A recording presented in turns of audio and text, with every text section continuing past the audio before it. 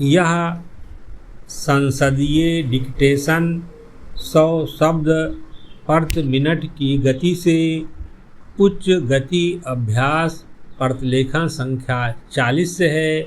यदि यह आपको अच्छा लगे तो लाइक, शेयर और सब्सक्राइब अवश्य करें। रेडी।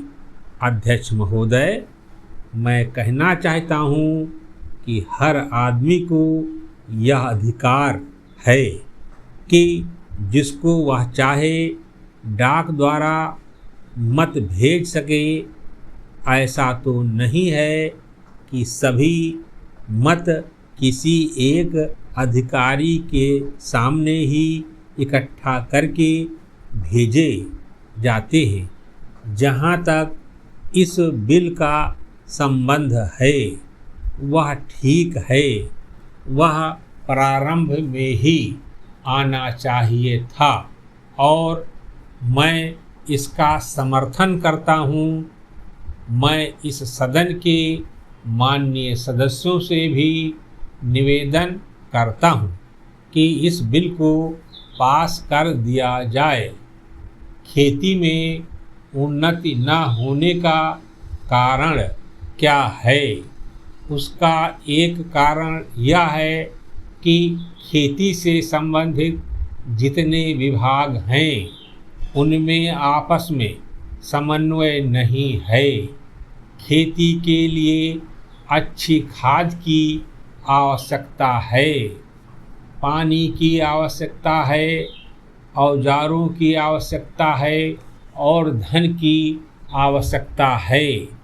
इन सारी चीज़ों के लिए अलग अलग विभाग हैं। मालूम ऐसा पड़ता है कि उनका आपस में कोई संबंध नहीं है।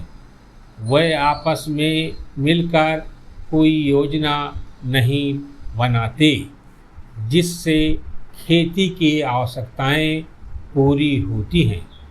इसलिए जब तक उनमें आपस में तालमेल नहीं होगा तब तक खेती की उन्नति नहीं हो सकती।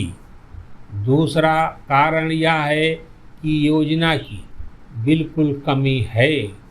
इसके अलावा कृषि कॉलेजों से निकले हुए स्नातक होते हैं जो खेती की बातों को जानते हैं। उनमें से एक भी आदमी खेती करने के लिए तैयार नहीं है। सभी प्रोफेसर बनने के लिए तैयार हैं, खेती के लिए कोई भी तैयार नहीं है। एक बात मैं माननीय मंत्री जी से विशेष रूप से कहना चाहता हूँ। अधिक उपज न होने का एक कारण यह है कि जो खेत में काम करते हैं वे उसके मालिक नहीं हैं। खेत किसी और का है और काम कोई और कर रहा है। इसलिए मेरा कहना यह है कि किसानों में जब तक यह भावना पैदा नहीं होगी कि यह मेरी भूमि है तब तक अधिक उपज नहीं हो सकती है।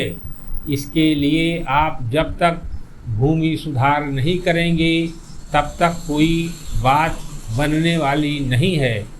दुर्भाग्य से इस देश में खेती करने वाले बहुत कम लोग ही भूमि के स्वामी हैं। पैरा खेती की उन्नति के मूल आधार हैं पानी, खाद, बीज, धन, उपज का उचित दाम और भूमि सुधार। इन सब की और कृषि मंत्रालय का ध्यान नहीं है। सरकार को प्रत्येक खेत को पानी और हर आदमी को काम देना सुनिश्चित करना चाहिए। समाप्त।